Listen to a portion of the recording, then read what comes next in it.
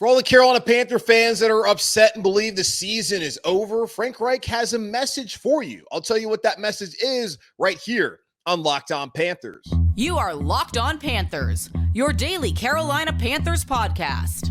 Part of the Locked On Podcast Network, your team every day.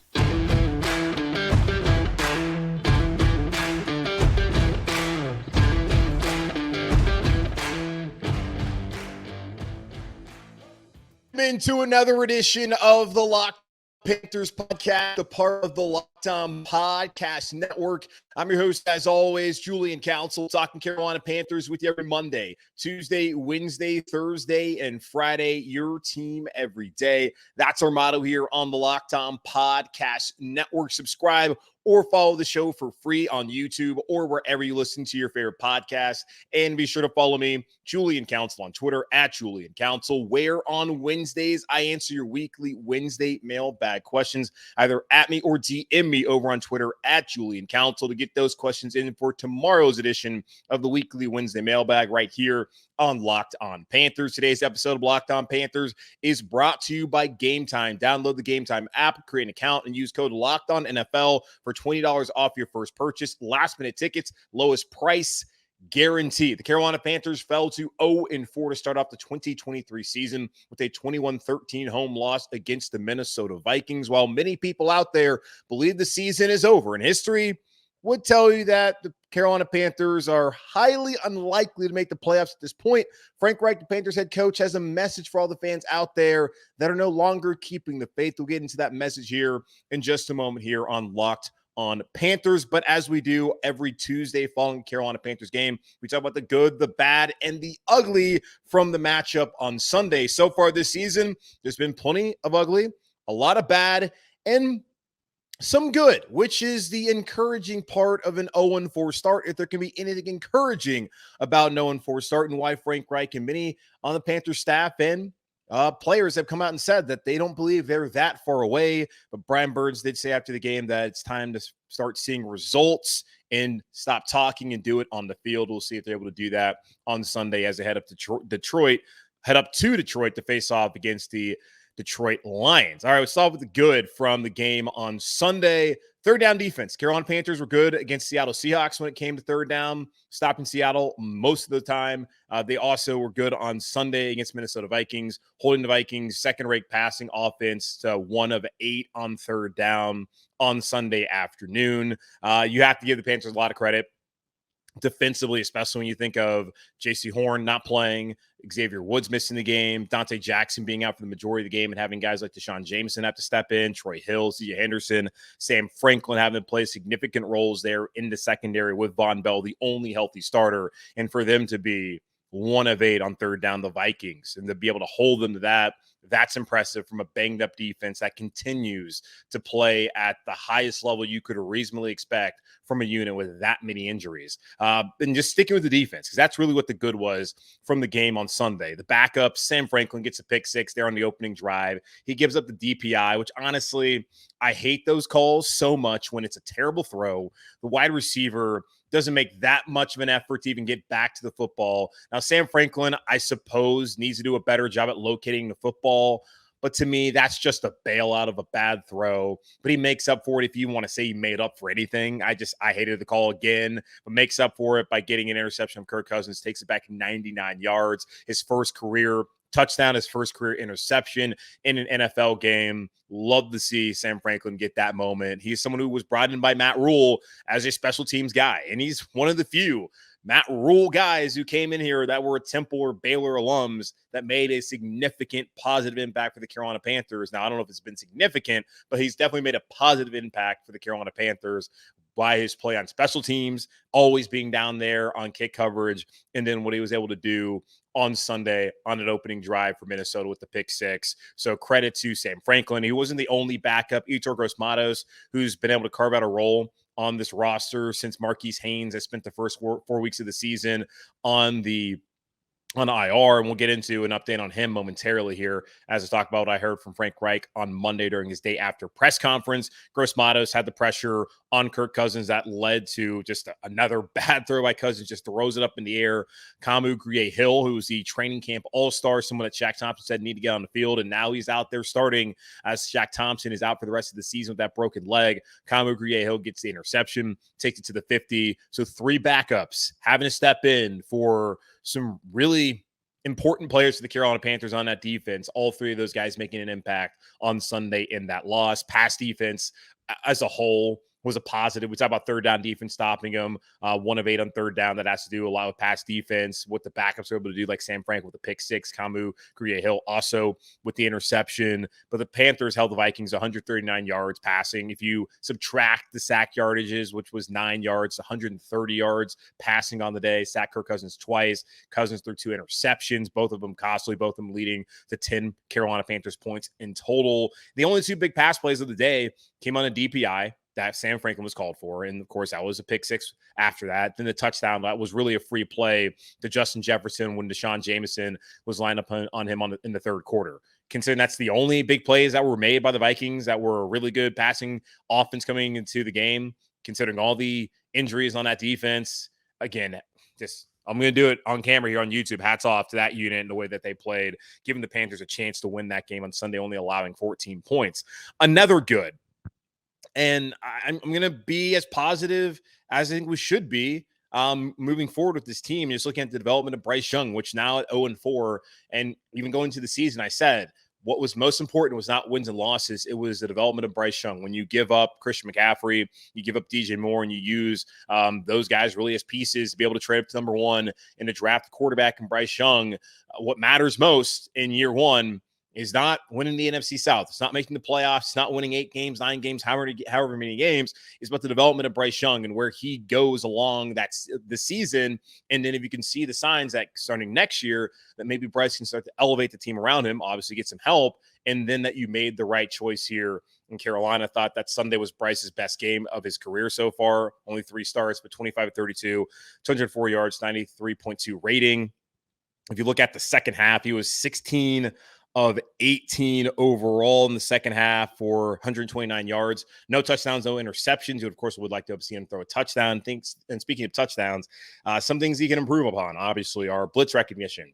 Heard him call kill plenty of times on Sunday at the line, being able to find a way to get the protections better because we saw Chuba Hubbard on that 3rd and 18 not pick up Harrison Smith and said he's running to the left, blocking absolutely nobody. That goes on Bryce. It goes on Bradley Bozeman, goes on the coaching staff as well. So some things that you like from him to improve upon.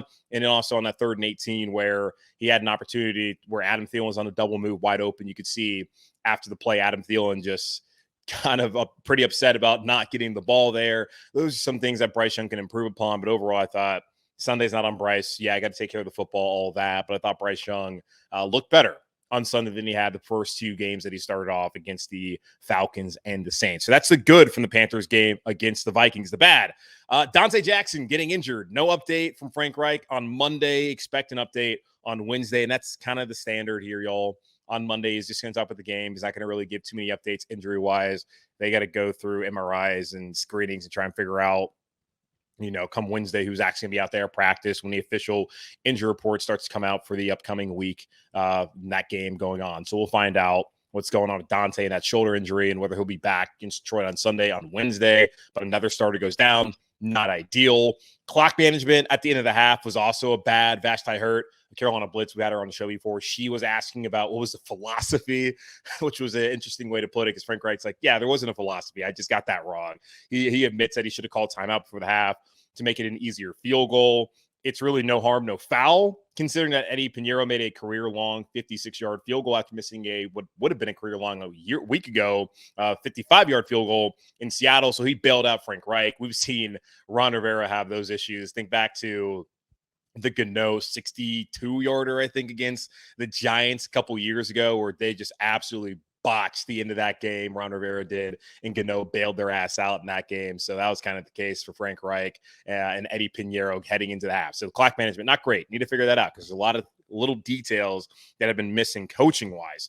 Run defense. The Vikings rushed for 135 yards, 5.9 yards per carry on Sunday. 4 straight weeks, Carolina Panthers have allowed over 130 yards rushing.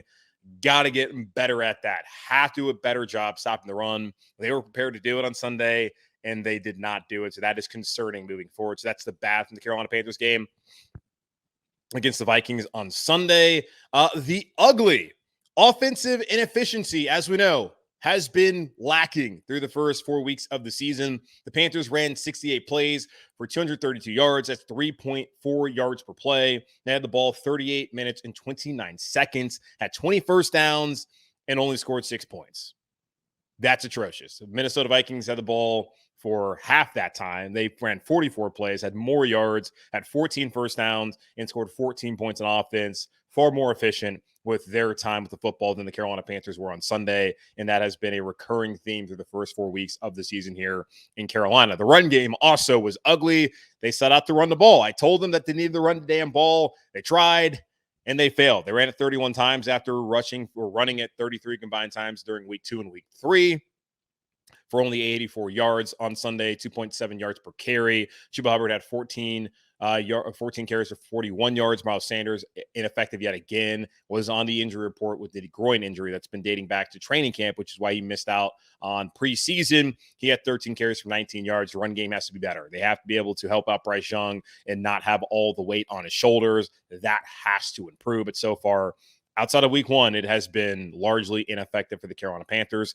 Pass protection was lacking once again. 5 sacks by the Vikings, all in the second half of that game, and 3 of them from Harrison Smith that were all costly. This is from Peter King of NBC's Football Morning in America, saying that Harrison Smith had never had a 2-sack game in his distinguished career.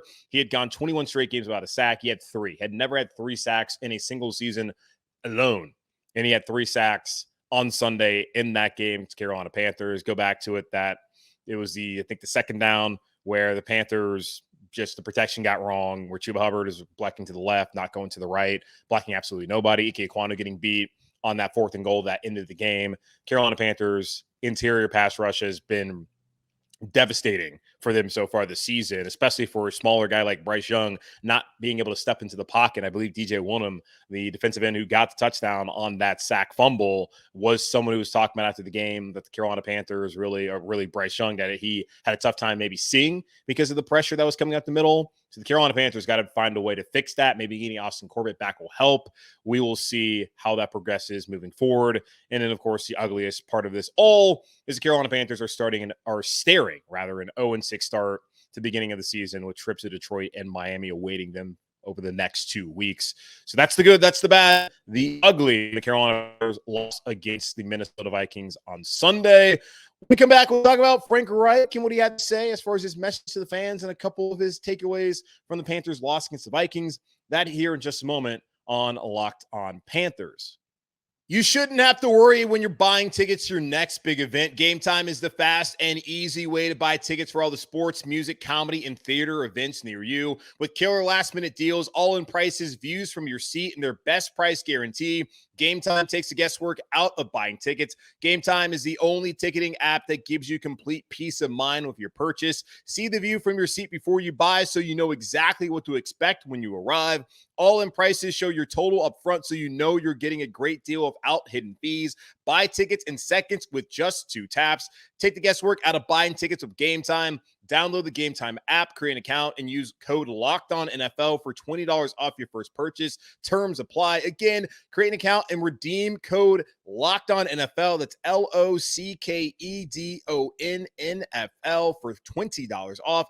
Download Game Time today. Last minute tickets, lowest price guaranteed.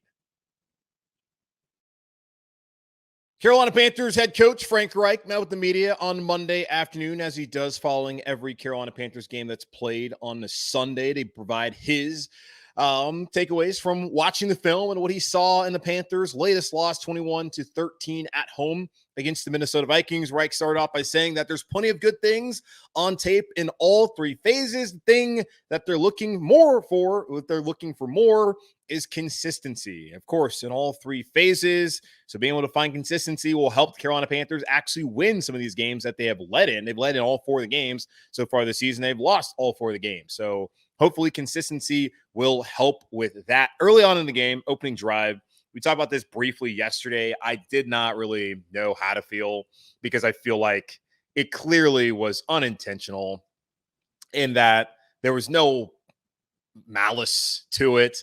But Bryce Young getting hit on that, it would have been 3rd and goal from the 3. There was a false start penalty on Terrace Marshall, and I don't know who it was who hit Bryce Young, but it was obviously after the whistle. I don't know if he hurt him. I would imagine he didn't. Either way, apparently the refs explained to Frank Reich that they didn't believe it was overly flagrant. Frank Reich even said himself that he didn't feel that was the case. But watching it, you're kind of just like, damn, you could really call that flag. And if that's Patrick Mahomes, it feels like that's probably a flag. But because it's Bryce Young, it's not. Should it be a flag? I don't know. There's a whistle. You touch the quarterback. It's a quarterback league. You got to protect the quarterback. Got to protect every player. I don't know if I feel really strongly either way, but that's one of those plays where I guess when speaking to the ref that they didn't believe it was overly flagrant, that the guy just did not hear, and they just said no harm, no foul on that play. Of course, would have been huge, would have given the Carolina Panthers their 2nd 1st and goal on that drive, or their 3rd 1st and goal on that drive. They got a 1st and goal, then there was a penalty on a holding call in the end zone, and then there was potentially that would have been a penalty, so that would have really helped the Carolina Panthers to capitalize and actually score a touchdown on that opening drive for the offense. Instead, they settled for 3. I don't know.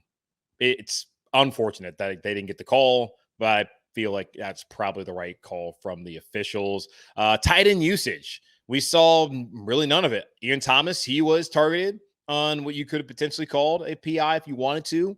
If you're a ref, I still think that it was pretty fair by Josh Metellus in coverage there for the Vikings on Sunday on that opening drive. And then outside of that, you saw Hayden Hurst get a reception for a 1st down, 7 yards, and then he had 2 more targets, and that was it. So 4 tight end targets, 1 reception, 7 yards. After spending this entire offseason hearing about the tight ends and what they would be doing for the Carolina Panthers this year, seeing what Hayden Hurst was able to accomplish week 1 as the primary pass catcher for the Carolina Panthers, as Chark didn't play and Thielen probably was banged up after being on the injury report of an ankle throughout the beginning of week 1. We have rarely seen Hayden Hurst the last couple weeks. Didn't have a target until the second half. Week 2 against the Saints, same case last week against the Seahawks. Then on Sunday, 3 targets, only 1 reception for 7 yards.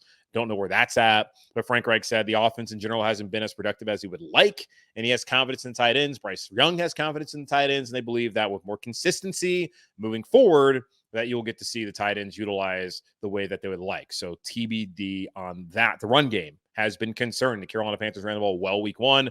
The last 3 weeks have not ran the ball well. Did not really try to run it week 2 and week 3. They tried to run it on Sunday, and they could not do it. Frank Reich saying, we certainly need to get more out of the run game. It's only been good in 1 game, and that was the first game. Had more carries on Sunday, 31 for 84 yards, but didn't have the efficiency or the productivity. And he agreed that's something that they need to get fixed in order to take pressure off of Bryce Young. Because right now, it's really Bryce Young in the passing game. That's the way the Panthers are going to win games, because Chuba Hubbard, really Miles Sanders, Chuba's been fine, but Miles Sanders has really been a disappointment through the first 4 weeks of the season. Again, the groin that bothered him in the preseason, why he didn't play in the preseason. It popped up on injury report last week. He was questionable. I am just wondering how healthy this guy really is. I understand if fans don't like it, and I'm the guy who hates paying running backs, y'all. So if I'm sitting here giving the dude the benefit of the doubt because he's probably not healthy, maybe you could just relax a little bit. And there I go, using the R word again. Austin Corbett would be nice to have him back, because I think that would help the run game. You saw Chandler Zavala struggle again in pass protection, and I would also think that him and Throckmorton playing the guard positions is not helping the run game. We saw last year when Brady Christensen was healthy, when you added Bradley Bozeman, when Pat Elflein went out for the season with that hip, and then you had Austin Corbett out there, who was your 2nd highest graded PFF offensive lineman. You had a really good dynamic run game. And the Panthers also had a clear and defined identity under Steve Wilkes in the final 11 games of last season. Didn't have one against the Rams. With the final 11 games, they knew that they wanted to run the football. So far, this offense does not have an identity, but you would have thought going into the season, even with the Corbett injury, that this offensive line would be able to run the ball well. They have not done that so far. Maybe getting Austin Corbett off a PUP would help. They are looking forward to getting him back out on the practice field soon. Frank Reich said that they have talked about a timeline to get him on the field for a game, but he's not ready to disclose the details for that just yet, and it could be soon that he practices. So when is soon? Is that this week? Is that next week? Is that during the – I don't know. Don't know what it's going to be, but it seems like that's not too far away as he's now eligible after 4 weeks to come off of the PUP list and other injuries. Marquise Haynes is currently on IR.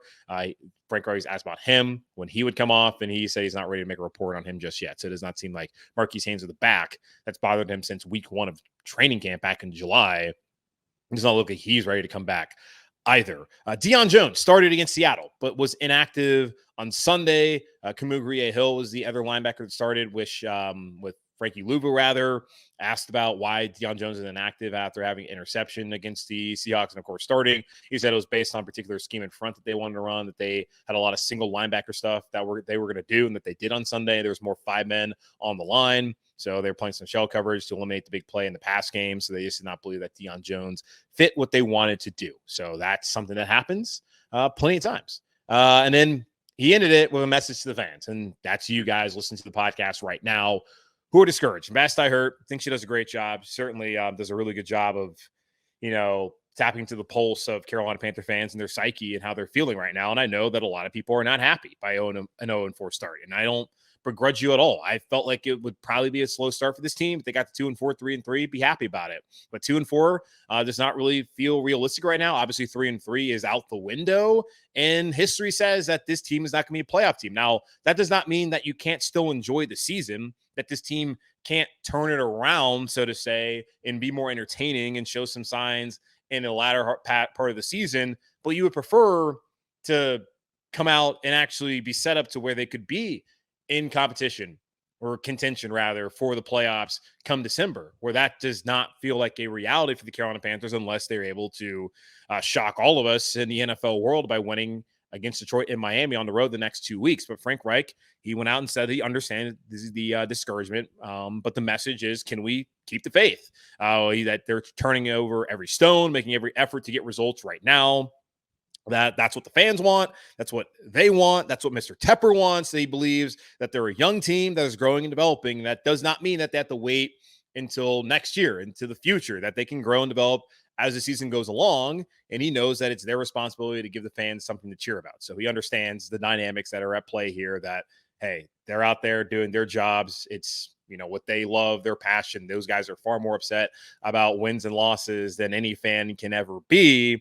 But he also understands that, hey, people are spending a lot of money to go out here. Maybe they're even making a lot of money by selling tickets, but they're spending a lot of money or making a lot of money to go out here. There's an investment in this product, and the Carolina Panthers have not delivered through 4 weeks. So Frank Reich hears you, he understands you, and he says he's doing everything he can to correct it. And we will see whether that actually turns out to be the case as far as the actual results as time goes on. But sooner rather than later, Frank, get it done. Now, the Carolina Panthers came into the season with a group of wide receivers that I felt was overwhelming. And apparently they have figured out that those receivers that they have are underwhelming, so they are now interested in trading for a receiver. Really, it took you this long to figure that out? We'll talk about that here in just a moment on Locked On Panthers. Snap into the action this NFL season with FanDuel, America's #1 sportsbook. Right now, new customers get $200 in bonus bets guaranteed when you place a $5 bet. That's $200 in bonus bets, win or lose. Does not matter who you're betting on, what you're betting on, whether you win or you lose, you get $200 back in bonus bets with $5 bets. If you're thinking about joining FanDuel, there's no better time to get in on the action than now. The NFL season back and the NBA coming soon, the NHL as well. The app is so easy to use. There's a wide range of betting options, including spreads, player props, over-unders, and so much more. So visit FanDuel.com/locked on and kick off the NFL season. FanDuel, official partner of the NFL. If you've been listening to the show since March, we have talked about this a lot as far as the Carolina Panthers wide receivers and the talent level within that room. I did tell y'all that I believe that they would leave a lot to be desired. And through 4 weeks of the season, aside from one game in Seattle, that has been the case of the Carolina Panthers wide receivers. When you trade DJ Moore, who is a number one wide receiver, at least here in Carolina, he was, and you're left with Terrace Marshall, Laviska Shenault, and Shi Smith, and the wide receiver market that you had this past offseason is not great. It was going to be difficult to put around Bryce Young a quality wide receiver core. I felt like the Carolina Panthers did as best as you could reasonably expect by signing Adam Thielen, DJ Chark, by going out and drafting Jonathan Mingo. They wanted Demir Burr to be a part of this. Don't know what his role would have been. And then they were hoping that they could be able to elevate some of the guys that are already here, like Laviska Shenault, who they've rarely used. Terrace Marshall had a career-high 9 receptions on Sunday. And, of course, they got rid of Shi Smith. So it was as good as you could have expected and really hoped after parting ways with DJ Moore in just what the market bore out this past offseason. But we knew that the Carolina Panthers were going to have a problem. And I just wondered, did they know? There were times where the Panthers could have gone out and got Odell Beckham Jr., who so far has not been healthy anyways. Surprise, surprise, surprise. And they also could have gone out and tried to inquire on DeAndre Hopkins. Scott Fitterer had said when he first came here that he would be in on every deal. But the Carolina Panthers, for whatever reason, didn't seem all that interested. And I'll be honest, I wasn't all that interested in Odell, and I just didn't know whether it made a lot of sense for the Panthers with DeAndre Hopkins, who did come out on a podcast and say that he didn't want to play with the rookie quarterback, that he would rather play, I guess, with Ryan Tannehill in Tennessee. Either way, I'm just here as a talking head, and that's their job to inquire, and they did not seem to be very interested, and they felt to be content with the guys that they had on this roster, even though it was very clear that the wide receiver room was lacking talent. So here we are on Sunday morning in Rapport of the NFL Network, coming out and reporting that the Carolina Panthers are now interested in trying to find a wide receiver, considering that the wide receiver room that they have currently isn't very good. He said after this past offseason's blockbuster trade to acquire the number 1 overall pick they used to select Bryce Young, the Carolina Panthers are continuing to look to build for the future and solidify their roster for 2023 and beyond. The Panthers already have been active on the trade front this season, sources say, calling several teams about a potential trade for a starting wide receiver. With DJ Chark and Adam Thielen as 2 of their top targets, Carolina is looking for one more wideout for Young. Perhaps another starting wide receiver would help Young's development. Panthers general manager Scott Fitterer has said he wanted to be in on every deal, and this is yet another example. Even though they have started off the season 0-3, the Panthers have not signaled to other teams that they were interested in trading away players for draft picks. Sources say, to be sure, it's a bit early in the year for most trades, as teams are still figuring out themselves out after the first month of the season and a full month before the league's trade deadline on October 31st, rather, on Halloween night. So that is Ian Rapport. The Carolina Panthers went into the season confident in the group, and now after 3 weeks, they are no longer confident in what they have. Yeah, it's not a surprise. Like they've seen Jonathan Mingo, I think, and they've looked and seen that, okay, he's a rookie. He can't really get a lot of separation. He has a big learning curve to be someone who can actually help us out. We need to go get somebody else. Terrace Marshall, he's okay, but we need more if we're going to be able to help Bryce Young this year. And a part of the evaluation of Bryce Young is having enough around him to really properly and fairly evaluate Bryce. And I don't know. Well, I do know. I don't think they don't have that right now for the Carolina Panthers. And if they're going to be 0-4 and this season is not going to be a playoff season, then it would be nice to be able to at least know whether they got the right guy. Now, they don't have to decide whether they have the right guy this year or next year. Really, it's a 36-month project. They got 3 years, 3 seasons to figure out whether they got the right guy or not. But you would think sooner rather than later, you would like to put enough around him. And again, the market wasn't great. The wide receivers that were available, like you can talk about Juju Smith-Schuster. You can talk about, McCole Hardman, I don't think he's even really playing that much with the Jets. Like Lazard was never going to come here. You just look at it. It wasn't great. It wasn't like this phenomenal wide receiver market, but you don't help yourself when you decide to get rid of DJ Moore. And that was the only way they were able to facilitate the Bears trade, unless they want to give up Derek Brown or Brian Burns. And they felt like those positions were going to be harder to replace than a wide receiver. So far, it's been very hard to replace DJ Moore through 4 weeks of the season. Now, 2 names that were mentioned in that article are 2 Denver Bronco receivers. The Broncos are 1-3 so far in the first year of Sean Payton. They're having, of course, their own issues. Cortland Sutton and Jerry Jeudy are the 2 guys that were mentioned. Jerry Jeudy is on his rookie deal. I think he was a former first-round pick He has $12.987 million guaranteed next year. That would be his fifth-year option. So the Carolina Panthers have to figure out what they want to do with him long-term if they do sign him. And then Cortland Sutton, he has an out in his contract following this year, but there's 2 years remaining on the deal. None of them are guaranteed, at least as of now. So the Carolina Panthers could have Sutton under contract for 2 years, or they could bring in Jerry Jeudy. Then they would have to, you would think, extend him, trying to justify even trading for him if he turns out to be the guy that they want. So those are two names that were mentioned, but I thought Mike Kay of the Charlotte Observer really broke it down best by saying trading for a wide receiver won't improve their interior pass protection, pre-snap discipline, cornerback, linebacker, safety depth, and or tackling against the run. It's just going to be adding one more player, hoping that that can help the passing game. But if Bryce Young doesn't have time, if Ike Ekwonu is false starting and giving up crucial sacks in the game, if Chandler Zavala is getting thrown into Bryce Young's lap, getting another wide receiver doesn't help. Now, it can help if he gets open, absolutely. But it's not going to help the scheme, because right now the scheme hasn't been great so far for the Panthers. So it would be nice that they would go out there and do it. At least they're showing, hey, turning over every stone. They're showing a willingness to improve the roster. But it's just one of those things where it just feels too little too late, where you're already 0-4. You add someone, all right, you get to see what Bryce looks like the rest of the season with that new receiver, as that receiver learns the offense, learns Bryce, comes along. But as far as like what it means for the overall, direction of the season and any postseason aspirations that they had, it feels like a little too late for the Carolina Panthers as far as that goes. And the Panthers had their opportunities if they wanted to get somebody, and they did not seem to be very interested. So I just find it comical that after passing on Odell, which I thought was the right decision, and passing on DeAndre Hopkins, which I don't know if that made a lot of sense either, just as far as like, did he want to come here? And that's got to understand, two-way street. But after really showing a lack of interest in those guys and settling for what that was out there in the market, I just find it interesting that after 3 weeks, Carolina Panthers then like, oh, damn, these guys aren't good enough. We need to go out there and help Bryce, when oh, good Lord, guys. All right, that's going to wrap up this edition of the Locked On Panthers podcast, part of the Locked On Podcast Network, hosted by yours truly, Julian Council. Again, y'all subscribe or follow the show for free on YouTube or wherever you listen to your favorite podcast. And be sure to follow me, Julian Council, on Twitter at Julian Council, where I'll be back tomorrow to answer your weekly Wednesday mailbag questions, either at me or DM me to get those questions into me now. But in the meantime, be safe, be happy, be whole. As always, keep pounding, and I'll talk to y'all on Wednesday.